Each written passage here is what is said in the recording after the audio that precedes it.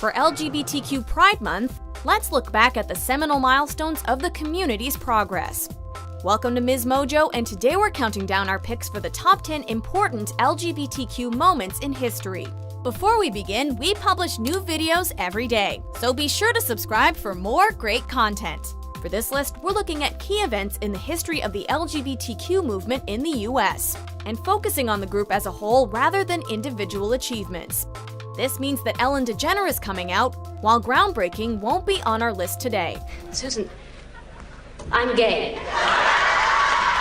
Also, while the introduction of bills and laws are definitely monumental, we're excluding events like the introduction of the Equality Act and instead focusing on bills once they've been passed. The Equality Act provides comprehensive protections on the basis of sexual orientation and gender identity.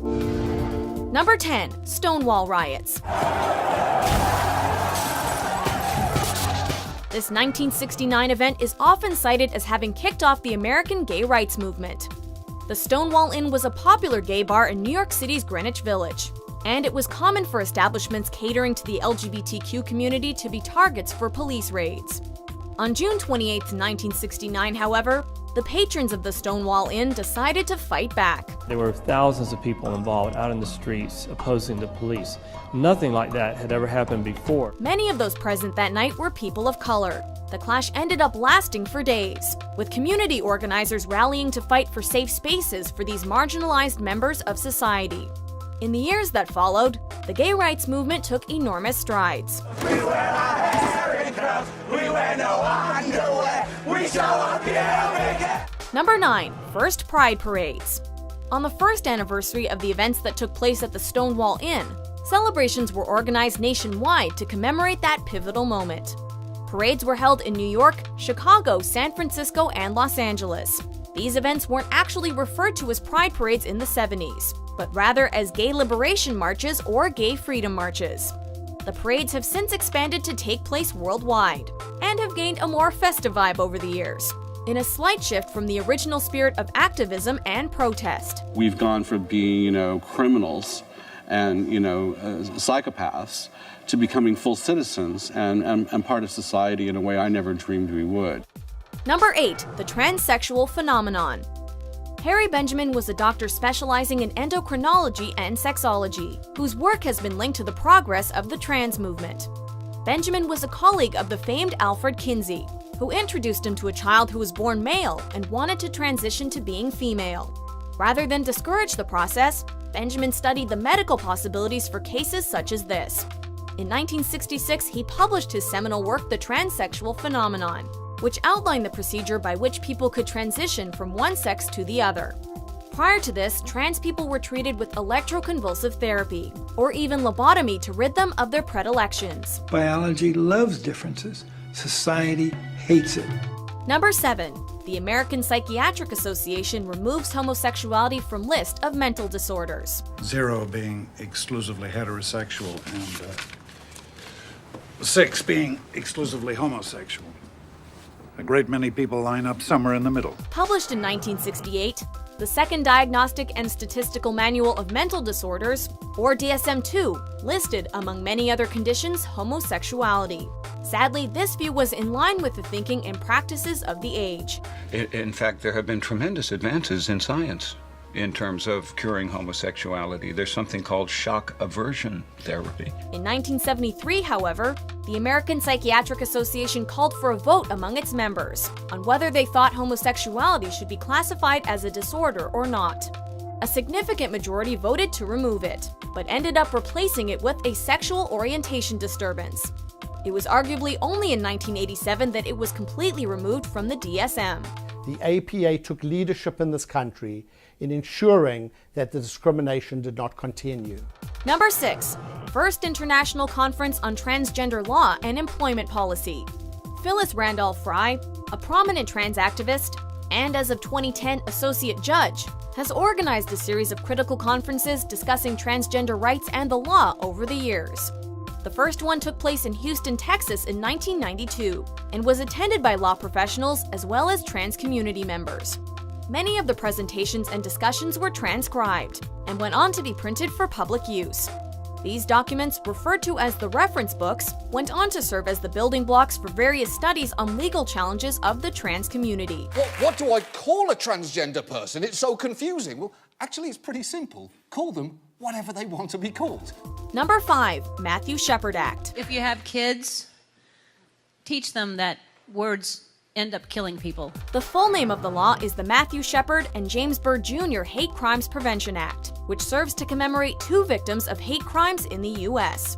The act serves as an expansion on the United States federal hate crime law of 1969 by adding amendments for crimes based on perceived gender, sexual orientation, gender identity, or disability. When Matt was killed, there were no federal hate crime laws protecting sexual orientation. President Barack Obama signed the act into law in 2009, which additionally requires the FBI to track crime statistics based on gender and gender identity, which they previously had not done. Because no one in America should ever be afraid to walk down the street holding the hands of the person they love.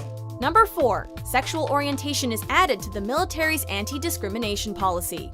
The wording of it is really misleading because it makes people think that under the policy you can be gay, lesbian, or bisexual and serve, but just not talk about it. In 1994, then-President Bill Clinton instituted the Don't Ask, Don't Tell policy, which stopped LGBTQ people from openly serving in the U.S. military.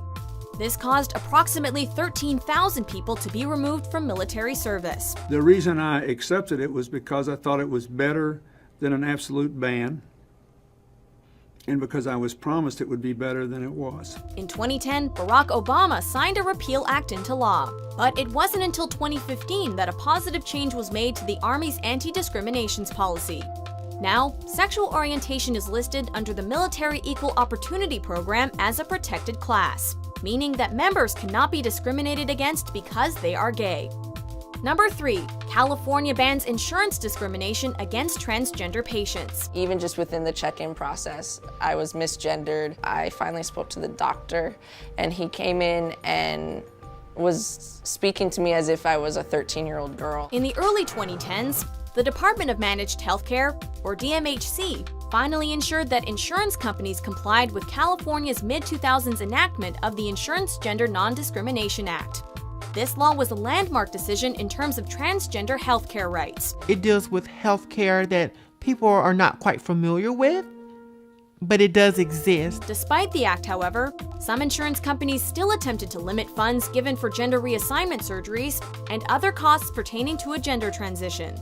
By officially banning exclusions for people who identify as transgender or gender non-conforming through this directive, the state guaranteed that trans people would have the same access to health insurance as everyone else living in the state.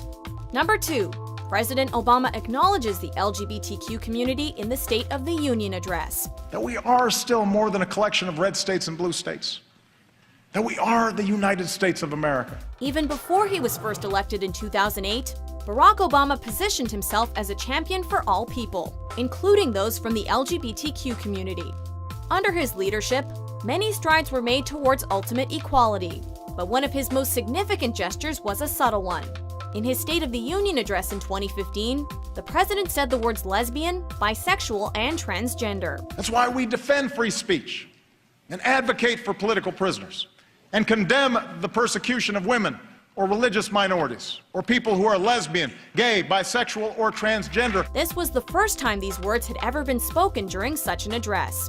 This may not be significant upon first thought, but when you think about how he acknowledged a community that's so used to being marginalized just by saying those words, then its importance becomes much more clear. I don't know if he knows how many lives he's changing by just saying that simple thing. Before we unveil our top pick, here are a few honorable mentions.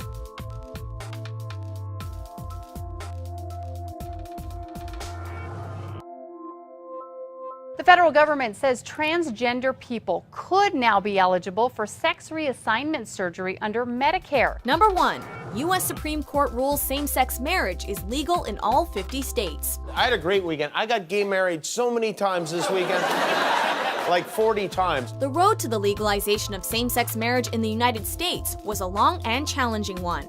In 2004, Massachusetts became the first state to allow marriage between same-sex partners, and many states followed in the preceding years. In 2013, the Defense of Marriage Act, which legally defines marriage as between a man and a woman, was struck down by the Supreme Court. Nonetheless, there continue to be challenges even in states that recognize these unions. As of June 26, 2015, however, the Supreme Court ruled that it's unconstitutional for individual states to forbid marriage between same-sex couples. This morning, the Supreme Court recognized that the Constitution guarantees marriage equality. Do you agree with our picks? Check out these other great clips from Ms. Mojo and subscribe for new videos every day.